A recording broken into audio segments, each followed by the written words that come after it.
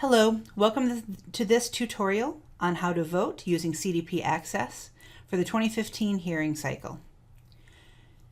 In order to vote in the PCH Phase 1 and Phase 2 portions of this year's online vote, you'll want to log in to cdpACCESS.com. Use your MyICC username and password, and please make sure that the email address used for your MyICC account is the same as the one given for your voter validation form. If those email addresses do not match, or you're having any other questions about your eligibility to vote, please email cdpACCESS@iccsafe.com and we'll be able to answer your questions as quickly as possible. Once you log into the site, you may notice that you don't see any voting information immediately. This may mean that you are in the wrong group in cdpACCESS.com. Look in the upper right-hand corner of the screen and identify the green Group button. If this button says you are viewing 2016 Group B, you are not in the correct phase in cdpACCESS and will need to click on the button and follow the prompts to change over to 2015 Group A. Once you've changed over, click Confirm and allow the site to refresh. When you are seeing 2015 Group A in the button in the upper right-hand corner of the screen, you should also see a Vote PCH1 button in the top navigation and a voter validation statement above the gray bar in the upper right. This voter validation statement will be red if you are unable to vote in the current phase, and green if you are able to vote in the current phase.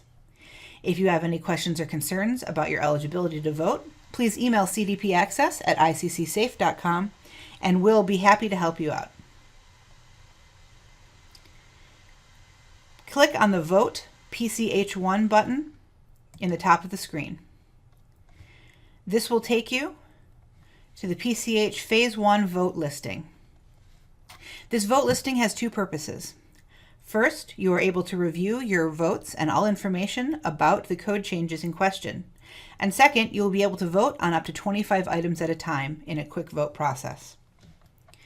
To find the code change that you're interested in, you may simply scroll through all of the ballots available by using these numbers and the previous and next buttons. If there is a specific code change you'd like to look for, you can use this search box and type in any number of a code change. Click Search, and the system will search for the item in question and bring up that particular ballot. To go back to the complete listing, hit Reset Filters at the top of the screen. If you simply want to filter and look at a particular subset of these ballots, you can choose the agenda committee. For instance, if you'd like to look at all plumbing changes, choose P, click Filter Results, and you'll see the list filter down to only those proposals with a P. From the main listing, you can review all the information about these ballots. The code change column will give you the agenda number of the code change. The committee action indicates what happened at the committee action hearings in the spring. The Long Beach action indicates what happened at the fall hearings. And click here for details will bring up the actual clicker totals that were recorded at the Long Beach hearings. Please note that this Long Beach action information is for informational purposes only and doesn't indicate the potential success or failure of that item. The PCH 1 and 2 results will take the place of the Long Beach action once we have completed the online portions of those votes. Ballot option indicates what you are currently voting on, what is available to select during the PCH 1, and then the Your Vote column will offer support and opposed choices if you have not yet voted on this item. If you have voted on this item, either by using your clicker in Long Beach or by voting in the system already, your vote will be selected and locked in. During PCH 1 and 2, you will not be able to change your vote once you have registered it in cdpACCESS. If you would like to vote on a number of items, you may select your vote on those particular items. You will need to enter your PIN either at the top or the bottom of this listing, and then click the vote number. Once you've clicked the vote button, you will be asked if you're certain and want to lock in your votes, and then you will be able to store those votes in cdpACCESS. If you want to vote on up to 25 items, you do have entries at the bottom as well, so you can vote an entire page at a time and register all those votes at once. Please note your votes are not recorded until you click the blue button, but that votes will be locked in once the blue button has been selected. If you do not remember your PIN and would like to reset it, the easiest way to do so is to come out to the cdpACCESS timeline by clicking the logo in the upper left-hand corner of the screen and selecting the voting instructions here at the bottom. There's a link to reset both the password and the PIN in the voting instructions, and you can reset both password and PIN of your account without staff intervention, so you will need to have access to the email address associated with your account. If once you are on the vote listing page, you would like more information about a particular issue and to view the entire ballot, simply click on the code change that you would like to view. That ballot will load, and you'll have a number of different tabs worth of information that you can review. This first tab, Original Proposal, indicates what happened at the committee action hearing and is the version of the proposal that was available in the monograph at that time.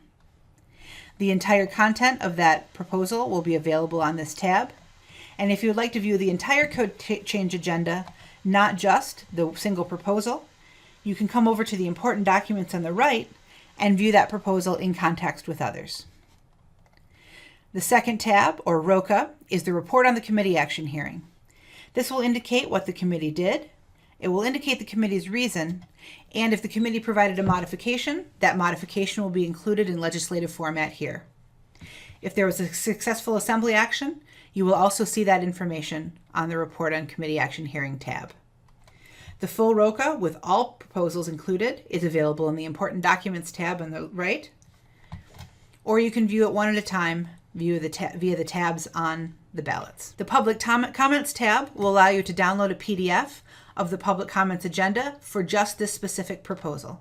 Viewing this will allow you not only to review the changes that came out of the committee action hearing, but it will also allow you to view the individual public comments, including all information that was included in the public comment agenda before the second hearing. If you want to view the entire public comments agenda, you can click on PCA in Important Documents, and that will take you to the entire document, not just a single code change worth of document. Clicking on Videos will provide you with a video of the testimony that you can review at your leisure. These testimony videos are available for free throughout the course of the hearings. The course of the hearing votes.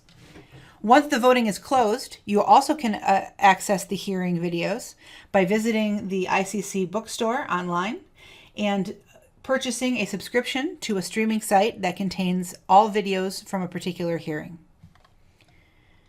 Finally, the Long Beach Results tab will give you another peek at the information that was collected at the hearing.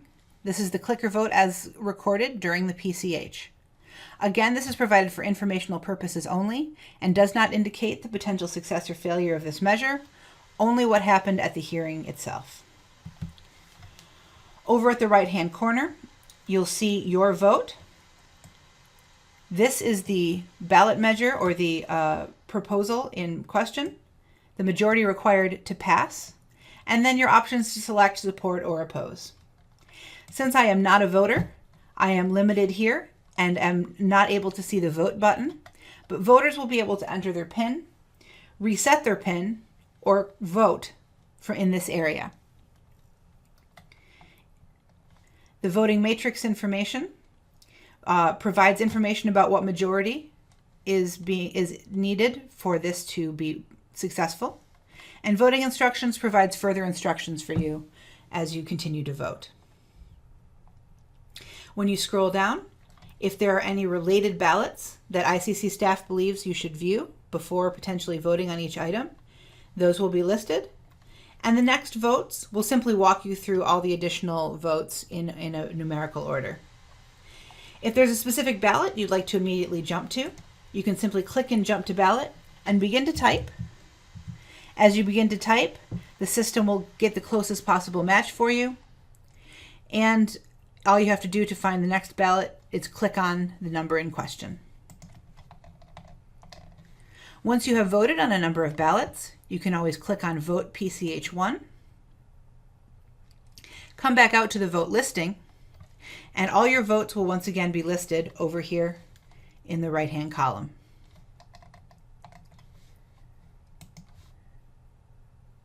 Don't forget to reset your filters if you had previously searched, to see all of the proposals in one long listing. This concludes the tutorial on voting in PCH 1 and 2. If you have any further questions, you can email cdpACCESS@iccsafe.org, and we'll be happy to answer the questions as best we can. That email address is valid both for content questions that would go to our code development team, as well as technical support that goes to our IT team. My name is Lori Rich. I'm the CDP CMS Business Manager here at ICC, and I'm always happy to help you out. Good voting and good luck.